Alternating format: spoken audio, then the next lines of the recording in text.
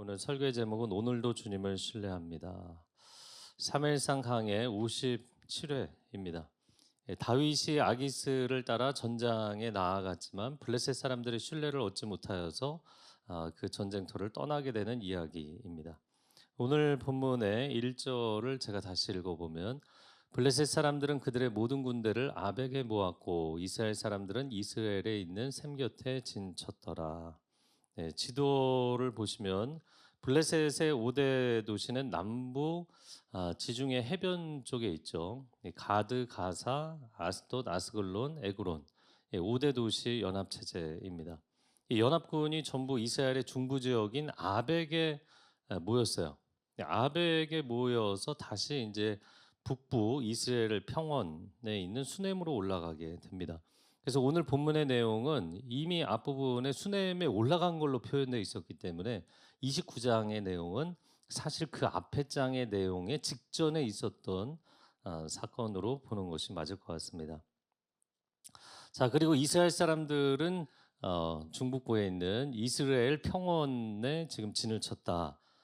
이렇게 이야기를 하고 있습니다. 고대 중근동의 국가들은 정기전을 주로 치렀어요. 날씨가 좋을 때. 그래서 파종을 하고 수확을 하는 그 중간에 농부들이 많았기 때문에 파종은 해놓고 돌보지 못하더라도 일단 전쟁에 정기전에 나갔다가 수확하기 전에 돌아와서 수확을 한 거예요. 그래야지 이제 살아갈 수가 있으니까. 대부분의 군사들은 상비군이 아니라 농사를 짓거나 목축을 하는 예비군들이었어요. 그리고 뭐 규모도 그렇게 크지 않았습니다. 그런데 이번처럼 5대 도시에서 모든 군대가 모였다라는 표현은 전례 없는 대규모 징집을 했다는 뜻이고 전면전을 치르겠다는 자세를 보여주는 것입니다. 자, 블레셋의 군대가 어떻게 나왔는가? 2절, 3절 같이 읽겠습니다. 블레셋 사람들의 수령들은 다윗과 그의 사람들은 아기스와 함께 그 뒤에서 나아가더니.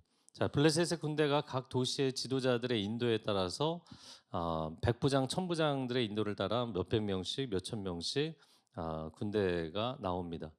그리고 가드 왕 아기스를 따라서 군대들이 나오는데 그 뒤에 다윗의 부대도 따라 나왔던 거예요. 5대 도시들 가운데 가드가 머리 역할을 하는 도시였던 게 맞고, 그리고 가드의 영주였던 아기스는 5대 도시 연합체제의 왕 역할을 한 것도 맞습니다. 하지만 이들은 엄연히 수평적인 연합체제였기 때문에 절대 왕권을 행사하는 그런 관계는 아니었다는 거죠. 다른 도시들의 영주들이 그래서 가드왕 아기스에게 어떻게 보면 굉장히 편하게 문제 제기를 했어요.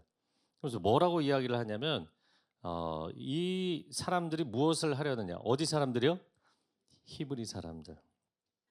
자, 이스라엘 사람이라고 불러주지 않았어요. 이제 국가명을 부르지 않고 히브리인이라고 부른 것은 사실은 좋은 뉘앙스가 아닙니다.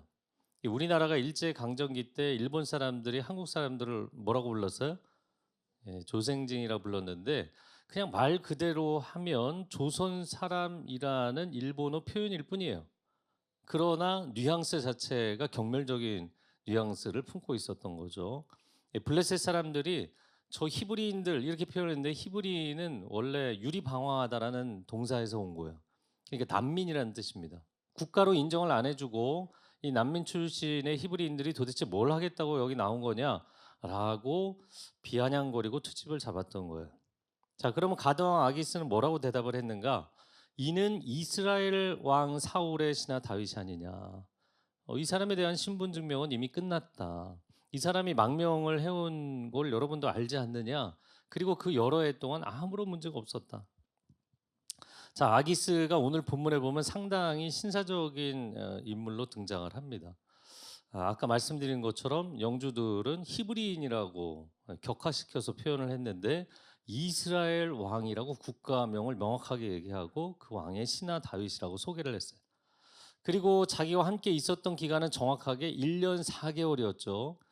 그런데 뭐 횟수로는 2년이 되기는 하지만 여러 해 여러 날 동안 나와 함께 있었는데 아무런 허물이 없었다 이렇게 변호를 해줍니다. 자, 그러나 블레셋 영주들이 물러설 분위기가 아니었어요. 4절과 5절 한번 같이 읽어볼까요? 시작. 블레셋 방백들이 그에게 이르되 이 사람을 돌려보내어 왕이 그에게 정하신 그 처소로 가게 하소서. 그는 우리와 함께 싸움에 내려가지 못하리니 그가 전장에서 우리의 대적이 될까 하나이다. 그가 무엇으로 그 주와 다시 화합하리이까? 이 사람들의 머리로 하지 아니하겠나이까? 그들이 춤추며 노래하여 이르되 사울이 죽인 자는 천천히요 다윗은 만만히로다 하던 그 다윗이 아니니까. 자, 블레셋 영주들이 화를 내면서 아까는 국가명을 불러주지 않았는데 이번에는 개인의 이름을 불러주지 않아요. 다윗이라고 표현을 하지 않고 이 사람을 당신이 왕이 지정하신 초소 시글락으로 돌려보내라 이야기합니다. 여러분 무슨 얘기입니까? 왕이 이 인간을 받아주고 성까지 내준 걸 우리가 모르는 바가 아니지만 그동안 우리가 침묵하고 있었던 것은 이거를 우리가 웰컴해서 그런 게 아니다. 상당히 우리는 불만스럽게 보고 있다라는 얘기죠. 그러면서 그가 전장에서 우리의 대적이 될까 두렵다. 그리고 나서 사울이 죽인 자는 천천히요 다윗이 죽인 자는 만만히로다 하는 옛날 노래, 흘러간 옛날 노래를 다시 끄집어냈어요. 자, 10년이 넘게 지났지만 사람들은 이 다윗이 골리앗에게 거둔 승리, 그로 인해서 중근동 차트 넘버원이 됐던 바로 그 노래, 이거를 잊을 수가 없는 거예요. 왜냐하면 다윗이 골리앗이라는 당대 최고의 장수를 물맷돌 한 방에 쓰러뜨린 것은 당시 중근동의 국가 간의 군사 지형도를 새롭게 그리는 사건이 된 거예요.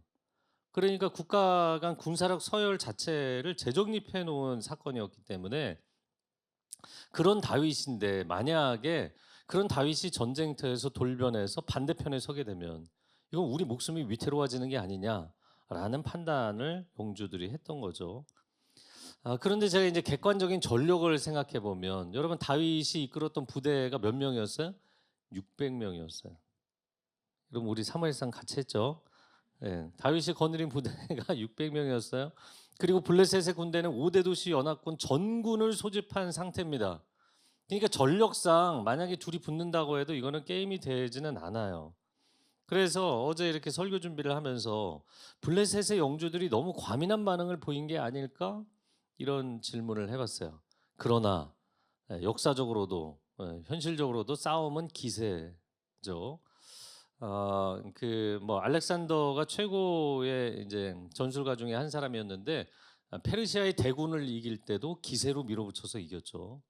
규모 자체는 말도 안 되는 규모였어요. 10여 년 전 그날에도 해변에 모래알같이 많았던 블레셋 군대가 사울 왕 곁에서 두려워 떨고 있던 이스라엘 군대에게 졌던 이유는 선봉장 싸움에서 기세에 밀렸기 때문이죠. 다윗이 골리앗을 쓰러뜨리면서 기세에 밀렸기 때문이에요. 그래서 제가 이 전쟁을 보니까 드디어 중요한 포인트가 해석이 되는 거예요. 뭐냐면 블레셋이 이렇게 오랜만에 정군을 집결해서 전면전을 시도할 수 있었던 것은 이스라엘에 누가 없기 때문이에요? 다윗이라는 인물이 이스라엘에서 빠져나갔기 때문이에요. 그러니까 이걸 정반대로 상황을 놓고 해석을 해보면 다윗이 전쟁터에서 갑자기 이스라엘 편에 서게 된다. 그러면 이 전쟁은 일으키지 말았어야 되는 전쟁이 된다라는 이 영주들의 해석은 정확한 해석이었다라는 거죠. 여러분 세계 전쟁사에서 이런 일들이 일어날까요? 안 일어날까요? 굉장히 여러 번 일어났어요. 그래서 뭐 케이스 스터디를 많이 했지만 대표적인 거 하나 얘기하면 중국의 삼국시대에 여러분 우리가 잘 아는 이제 조조라는 인물이 있었죠. 조조가 이제 군사력이 상당했는데 장수라는 장수와 싸운 적이 있어요. 장수는 동탁을 섬기는 장수였는데 상당한 무력을 자랑하던 사람이었습니다. 그러나 군대 규모 자체가 게임이 안 되니까 결국에는 밀려서 장수가 전쟁을 포기하고 조조의 군대에 투항을 합니다. 근데 조조는 여러분 잘 아는 것처럼 상대 장수일지라도 그 사람이 무력이 있고 실력이 있으면 무조건 받아줬거든요. 그래서 그 투항을 받아준 거예요. 그런데 장수의 모사 역할을 하는 사람이 조조가 당신을 죽이려고 한다. 이렇게 위험스러운 보고를 해서 야 이러다가 내가 당하겠네. 그러고는 조조의 군대를 기습합니다. 그래서 완성이라는 곳을 조조군을 기습을 해서 장수라는 장수가 조조의 맏아들을 죽이고 조조의 조카를 죽여요. 조조의 맹장 하나를 또 죽이고. 그러니까 투항을 받아줬는데 이건 엄청난 배신을 한 거잖아요. 그런데 나중에 또 상황이 어려워져서 장수가 조조에게 재투항을 합니다. 여러분 같으면 받아주겠어요? 받아주면 안 되는데 조조는 받아줬어요. 그래서 여러분 아마 들어보셨을 텐데 관도대전이라거나 엄청나게 큰 규모의 전쟁에서 장수가 혁혁한 공을 올리게 되죠. 그리고 나서 이제 나중에 장수가 또 비참한 최후를 맞이하게 되는데 그게 조조가 배후에서 사주를 해서 그렇게 죽은 것이라고 대부분 해석을 합니다. 그러니까 이용 가치가 있을 때 썼다가 나중에 버린 거죠. 가도왕 아기스가 조조처럼 다윗을 쓰고 버리려고 했던 것일까? 의심은 해볼 수 있는데 오늘 본문의 분위기로는 그런 분위기는 아니에요. 하지만 다윗은 정말 진퇴양난의 상황이 되었던 것이 맞습니다. 내가 전쟁터에 나가서 이스라엘과 내 조국의 사람들과 싸워야 될까? 아니면 갑자기 돌이켜서 블레셋 사람들과 싸워야 될까? 순간의 위기를 모면하기 위해서 적에게 투항을 했다가 결정적인 순간에 다시 방향을 바꿔서 자기를 도와줬던 그 사람들과 싸워야 되는 경우들이 생기는 거예요. 우리나라 역사에도 그런 일이 있었는데 임진왜란 당시에 조선에 투항을 했던 항복한 왜군들이 있었어요. 상당히 많았어요. 그런데 이 항해들이 이 정유재란 때 다시 이제 돌변을 해서 왜군으로 넘어간 경우들이 또 많습니다. 이유는 뭐냐면 그 전쟁의 시기가 끝나고 나서 자신들의 신분이 불투명하고 그리고 고향에 대해서 그리운 마음이 있고 또 왜군들이 끊임없이 회유를 하다 보니까 다시 왜군으로 돌아간 경우가 많아요. 현대에도 그런 경우들이 있습니다. 자유를 얻기 위해서 탈북한 탈북민들이 우리나라 들어오잖아요. 한국에서 방송 활동까지 단연간 하다가 다시 재입국하는 경우도 있어요. 그리고는 재입국해서 북한 체제를 선전하는 요원으로 활동하는 사람들이 있는 거예요. 여러분 북한에 가서 남조선에 가니까 도저히 사람 취급을 안 해준다. 북한 체제 선전을 하는데 한 1년은 적극적으로 활동하다가 또 사라져요. 그래서 제가 여러 가지 이제 자료들을 보니까 결국에는 이들도 체제에 이용을 당하다가 숙청된 게 아니냐 이렇게 추정들을 하더라고요. 여러분 역사는 반복되고 인간사에는 정말 비정한 부분이 있는 겁니다. 하나님께서 다윗의 광야 시절 초창기에 선지자 갓을 통해서 아주 이상한 명령을 하신 적이 있었어요. 사무엘상 22장 아둘람 동굴에 있다가 모압 땅에 건너갔을 때인데 같이 읽겠습니다. 선지자 갓이 다윗에게 이르되 이 요새에 있지 말고 떠나 유다 땅으로 들어가라. 불안한 상태니까 자기 부모를 모시고 모압에 가서 부모님을 맡겼다고요. 근데 선지자가 와서 이방 땅에 있지 마라. 유대 땅으로 돌아와라. 여러분 그런데 그때나 지금이나 반란이나 반역죄는 국가에서 가장 중요한 중범죄인이거든요. 그래서 고대에는 뭐 왕권이 다스리니까 더 심각했죠. 왕에게 버림받은 다윗과 같은 정치범이 되는 순간 주변국으로 망명하는 것이 당연한 수순이었어요. 왜냐면 그 외에는 갈 곳이 없잖아요. 그 땅에 자기 나라에 남아 있을 수는 없는 거거든요. 그런데 왜 하나님은 망명도 못 가게 하시고 사울의 코앞에서 광야 생활을 하게 만드셨는가? 그때는 이유를 몰랐죠. 그런데 상황이 이렇게 되니까 이제야 알겠는 거예요. 그 애매한 상황에 계속 있지 않았다면 난처한 결과가 오게 된다는 것을 그때는 몰랐는데 이제야 그 선택을 해보니까 알게 된 거예요. 이스라엘에서 버림을 받았을지라도 그가 이방 민족에게로 투항하는 순간 결국에는 이스라엘에게 칼날을 겨누게 되는 그 위치에 서게 될 것을 하나님이 아셔서 미연에 방지를 하시려고 했던 거죠. 여러분 우리는 인생과 역사의 좁은 구간을 보지만 하나님은 큰 그림을 보고 계시잖아요. 그런데 어떤 분들은 이 하나님의 빅픽처 얘기하면은 막 화가 나는 분들도 있더라고요. 왜 그걸 하나님만 봐야 되냐? 근데 하나님은 보이는데 우리는 다 안 보인단 말이에요. 그걸 인정할 필요가 있어요.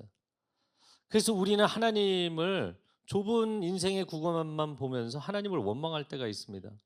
왜 내 인생의 문제를 이렇게 확실하게 해결을 안 해주십니까?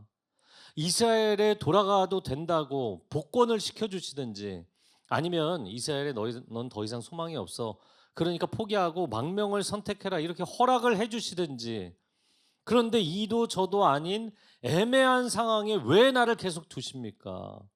왜 이렇게 동안 오래 광야에서 철저히 고독하게, 철저히 낮아지게 만드십니까? 그때는 몰랐죠. 그래서 하나님을 원망했던 거예요. 그러나 이 애매한 상태가 다윗에게는 애매한 상태가 아니라 어떤 상태? 안전한 상태였다. 여러분의 인생을 하나님이 애매하게 만드시면 여러분 분명하게 만들려고 애를 쓸 게 아니라 애매한 상태에 계셔야 되는 거예요. 제가 무슨 설교를 하는 거죠? 그냥 애매한 상태로 계시라고요. 그냥 계셔야 돼요. 하나님이 그를 고통스럽게 하시려는 게 아니라 하나님은 그를 안전하게 만드시려는 거였어요. 하나님은 그를 사방에 보호막이 없는 위험구역으로 들여보내신 게 아니라 사방에 장애물이 없는 안전지대로 들여보내신 거였어요. 그게 광야였어요. 다윗은 광야가 위험지역이라고 판단했기 때문에 이 위험을 피하기 위해서 스스로 자신의 안전지대를 떠나버린 거예요. 어리석은 선택을 하게 된 거죠. 사랑하는 성도 여러분, 하나님을 신뢰하시기 바랍니다. 하나님을 끝까지 신뢰하시기 바랍니다.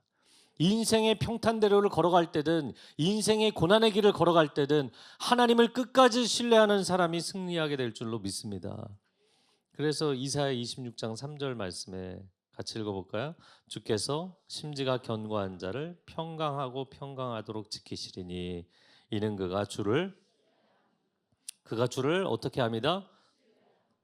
네, 주님을 신뢰하는 일관된 마음, 심지가 견고해서 일관된 마음을 갖는 그 믿음의 상태가 당신의 인생에 평강에 평강을 더하는 근거가 될 것이다. 아멘. 인생의 가장 외롭고 가장 목마르고 가장 낮은 자리인 광야에 머무는 동안 여러분, 하나님을 신뢰하지 않고 도대체 왜 이러시냐고 하나님을 떠난다면 그럼 어디로 갈 수 있겠어요? 갈 곳도 없을 뿐만 아니라 그 척박한 광야에서 만나로 먹이시고 반석을 터뜨려 물을 마시게 하실 분은 하나님밖에 없잖아요. 그런데 이 광야에서 하나님을 불신하고 떠나는 분들이 있어요. 그런 분들을 보면 너무 안타까운 거예요. 자, 아기스가 어쩔 수 없이 그 영주들의 요청에 따라 다윗을 불러서 미안한 얘기를 합니다. 6절과 7절 같이 읽어볼까요? 아기스가 다윗을 불러 그에게 이르되 내가 정직하여 내게 온 날부터 오늘까지 내게 악이 있음을 보지 못하였으니 나와 함께 진중에 출입하는 것이 내 생각에는 좋으나 수령들이 너를 좋아하지 아니하니 그러므로 이제 너는 평안히 돌아가서 블레셋 사람들의 수령들에게 거슬러 보이게 하지 말라. 자, 아기스가 다윗을 불러서 너가 그동안 악하게 한 거 없는 거 안다. 그러나 영주들이 안 좋아하니 어떻게 하겠냐. 평안히 시글락으로 돌아가면 좋겠다, 이렇게 종용을 합니다. 여러분, 아기스 입장에서는 다윗이 함께 전쟁터에 나가면 자기는 천군만마를 얻는 기분이겠지만 그렇다고 해서 그 유익을 위해 블레셋 5대 도시 연합 체제를 깨트릴 수는 없는 거예요. 그래서 제가 여기까지 생각을 해보니까 아기스가 좋은 의도든 안 좋은 의도든 간에 다윗도 그냥 아기스에게는 좋은 카드에 불과했구나. 자기 동족만 할 수는 없는 거잖아요. 다윗이 아무리 훌륭한 카드이고 좋은 도구일지라도 자기 동족만 할 수는 없는 거예요. 그러니까 다윗이 아무리 애를 써도 그 자리까지 갈 수는 없는 상태였어요. 슬픈 현실이죠. 8절 다윗이 어떻게 반응을 했는가 읽겠습니다. 다윗이 아기스에게 이르되 내가 무엇을 하였나이까? 내가 당신 앞에 오늘까지 있는 동안에 당신이 종에게서 무엇을 보셨기에 내가 가서 내 주 왕의 원수와 싸우지 못하게 하시나이까? 다윗이 상당히 거북하게 반응합니다. 도대체 내가 뭔 잘못을 했습니까? 내가 가서 내 주 왕, 아기스 왕을 얘기하는 거예요. 아기스 왕의 원수 사울 왕과 왜 싸우지를 못하게 하십니까? 제 보기에는 다윗이 좀 과도하게 오버하는 거예요. 지금 속으로는 막 이렇게 가슴을 쓸어내리면서 내가 이 전쟁에 안 나가게 돼서 너무 다행이다. 그러면서 겉으로는 왜 나를 의심하느냐 그러면서 화를 내잖아요. 여러분, 왜 이렇게 화를 냈을까요? 자신이 그동안 이중행보를 하고 거짓말을 한 것을 속이려면 또 다른 거짓말을 해야 되잖아요. 사실 다윗은 블레셋 쪽에 서 있었지만 영주들이 의심했던 그대로였어요. 여러분, 다윗이 이스라엘 사람이라는 정체성을 지울 수 있었을까요? 아니요. 뼛속 깊이 이스라엘 사람이잖아요. 그래서 제가 요즘식으로 표현하자면 다윗은 일종의 이스라엘 언더커버였던 거예요. 언더커버라는 게 커버 아래로 잠입해서 들어간 위장요원을 얘기하는 거거든요. 그래서 여러 가지 영화가 생각이 나는데 2002년도에 나온 홍콩의 무간도부터 해서 뭐 미국에서 그거를 다시 이제 각색해서 만든 디파티드라는 영화도 있고 2013년에 우리나라에서 나온 신세계라는 영화. 제가 일부 때는 포스터를 보여드렸는데 여러분 잔상에 너무 남을 것 같아서 안 보여드립니다.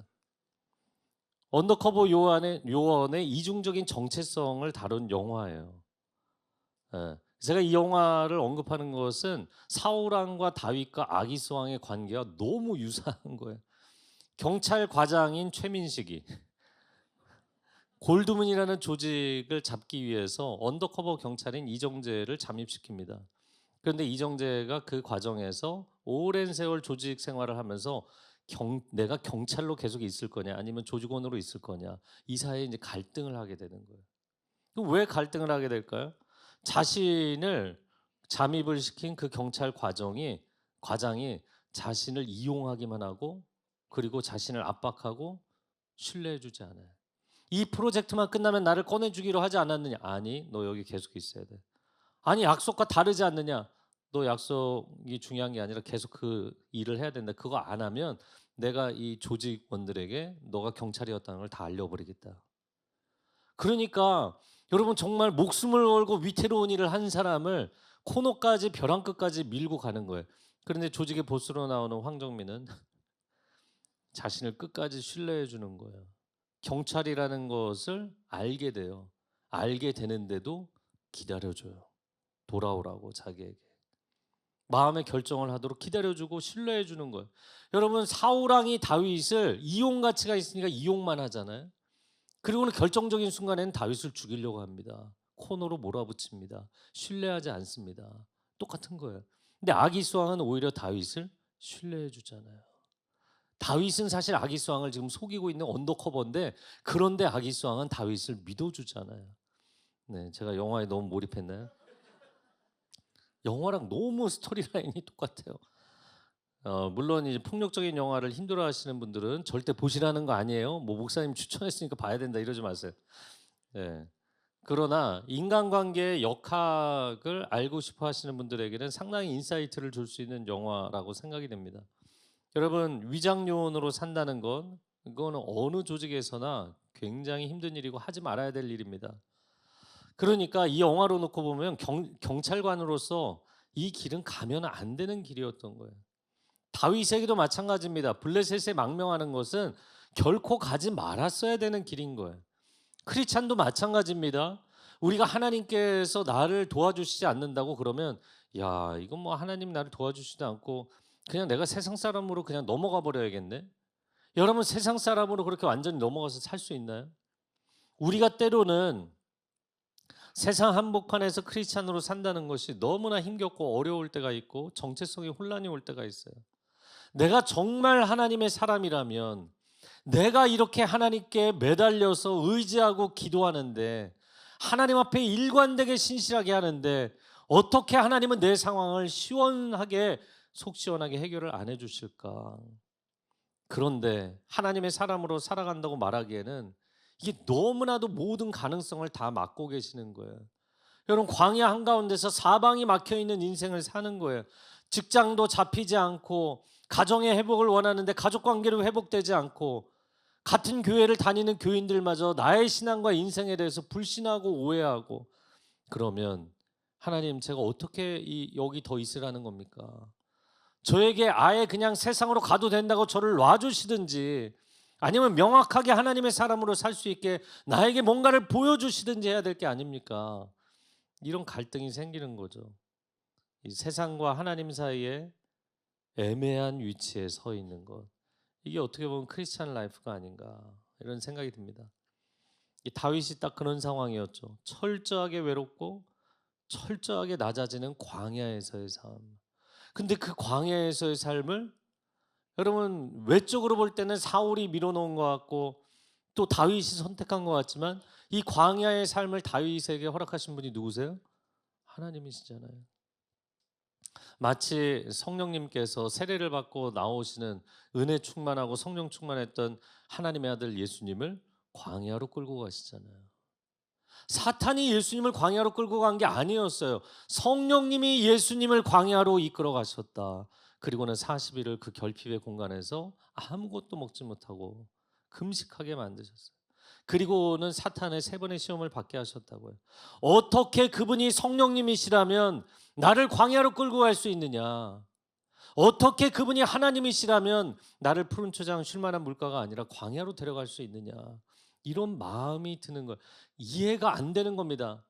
여러분 다 이해가 안 되고 다 해석이 안 되면 어떻게 해야 될까요? 사람들이 해석하고 싶어 하거든요. 아니요. 해석과 이해가 안 되면 그냥 안 되는 상태로 계셔야 돼요. 시간이 멈춘 것 같고 인생이 멈춘 것 같으면 조급하게 몸부림을 치지 말고 그냥 멈춰 있는 상태로 계셔야 되는 거예요. 왜냐하면 아직 하나님의 해답의 시간이 되지 않았기 때문에. 제가 고난에 대해서 묵상을 해보면 여러분 고난의 터널은 해석이 안 되는 기간이에요. 이게 마치 뭐하고 같으냐면 학생들이 시험 볼 때와 같아요. 시험 볼 때 야 이게 1번인지 2번인지 문제를 풀 때 계속 헷갈리는 거 있잖아요. 하나도 없었어요? 다 헷갈렸어요. 헷갈리는 문제들이 있잖아요. 그런데 시험이 끝나고 나서 답지가 딱 나오면 1번이었지. 여러분 고난의 터널을 통과하는 동안은 해석이 안 되는 경우들이 대부분입니다.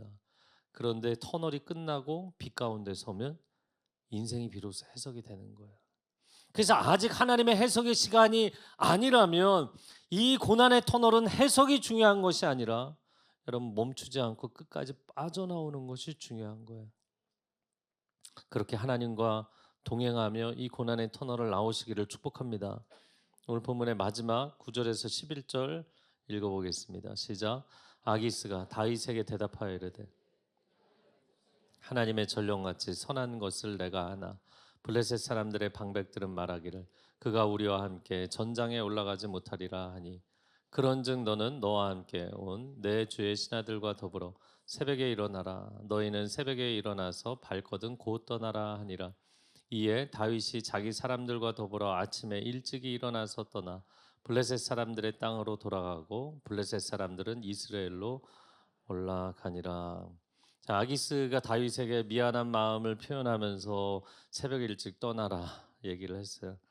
다윗과 그 일행들이 아침 일찍 중부 아벡에서 남부 시글락 그들이 1년 4개월 머물렀던 그 성읍으로 돌아가게 됩니다. 여러분 결국에 이 모든 다윗의 인생의 시나리오를 쓰신 분이 누구시라고요? 하나님이시죠. 근데 하나님이 다윗에게 하나님의 기름 부은 사울 왕을 죽이지 못하게 하세요. 그것도 2번씩이나. 그래서 엔게디 동굴에서도 십광야 황무지에서도 사울 왕을 죽이지 못하게 하세요. 자, 그런데 그 땅에 있으면서 그 땅의 반역 죄인이 된 상태에서 그러면 그 땅의 왕과 싸우지도 못하게 하시고 망명도 못 가게 하시고 도대체 어떻게 살라는 것이냐. 여러분 그런데 망명을 하면 왜 망명을 못 가게 하셨는가? 망명을 하면 결국에는 이 사람 무력을 가진 사람이기 때문에 결국에는 그 적국에서 다윗의 무력을 이용해서 사울과 이스라엘에게 칼을 겨누게 만들 것을 하나님 아셨던 거예요. 그래서 제가 다윗의 이 망명 스토리라인을 보니까 이상한 거예요. 다윗의 망명 이 시나리오가 좀 이상하더라고요. 정리를 해보자면 이런 겁니다. 다윗이 이스라엘에 남아 있었다면 여러분 적국인 블레셋이 전면전을 감행할 수 있었겠어요? 없는 거예요. 다윗 때문에 감행을 할 수가 없다고요. 그러면 사울의 집권은 장기화됐겠죠. 그럼 다윗의 도망자의 세월은 끊임없이 계속돼야 되었던 거예요. 그런데 결국에 다윗이 블레셋 망명이라는 하나님이 기뻐하지 않는 선택을 했잖아요.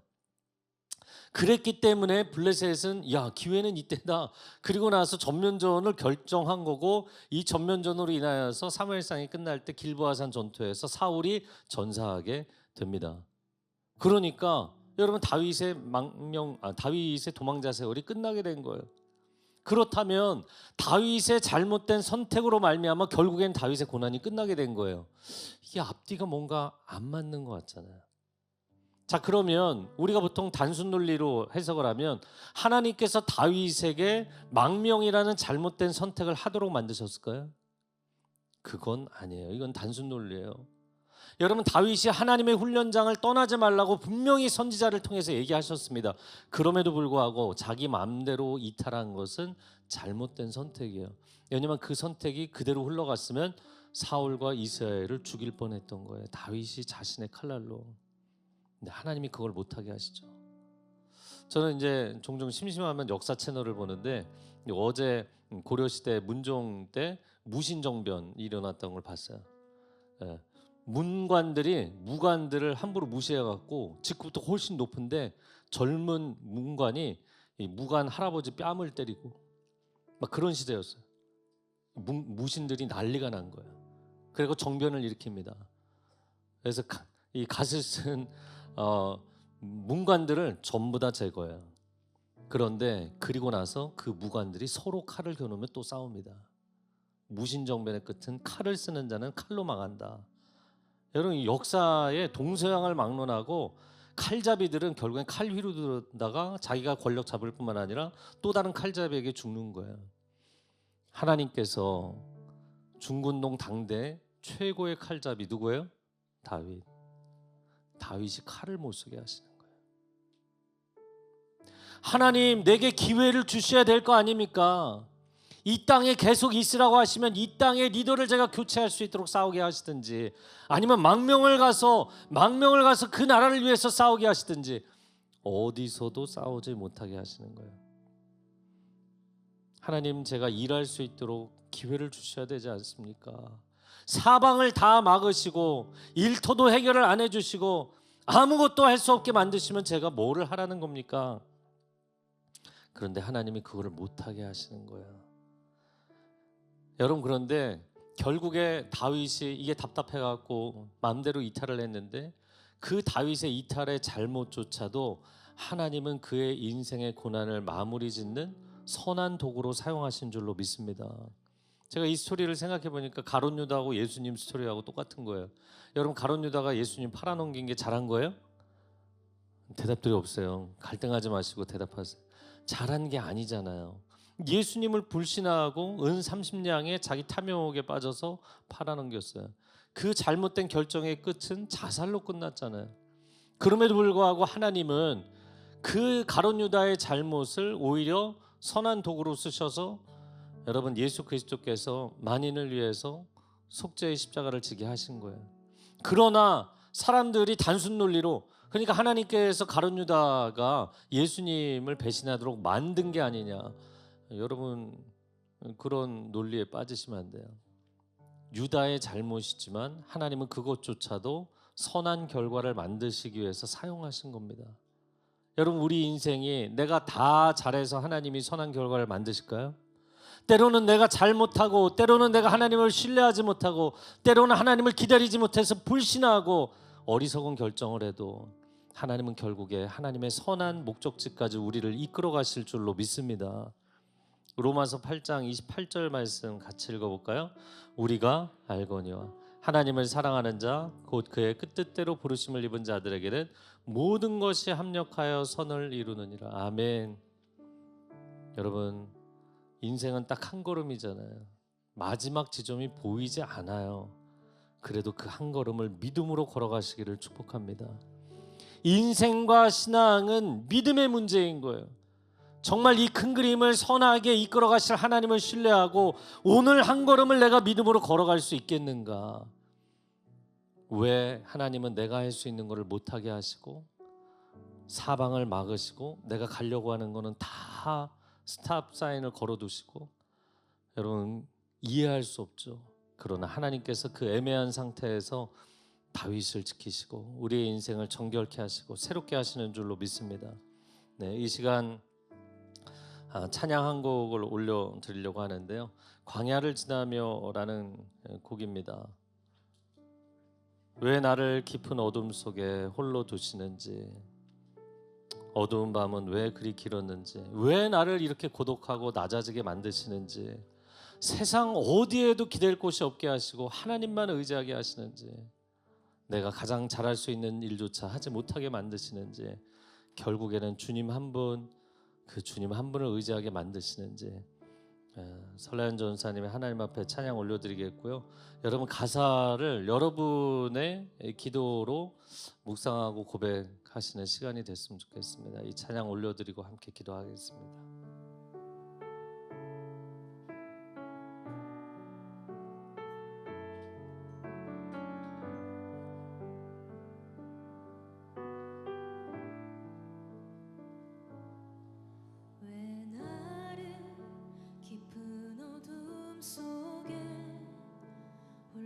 두시는지 어두운 밤은 왜 그리 길었는지 나를 고독하게 나를 낮아지게 세상 어디도 기댈 곳이 없게 하셨네.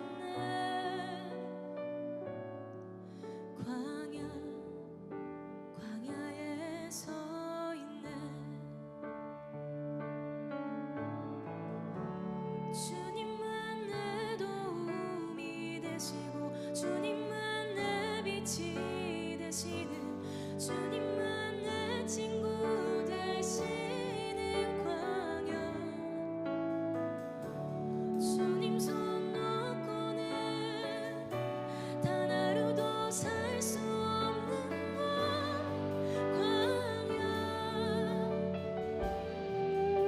광야에 서 있네.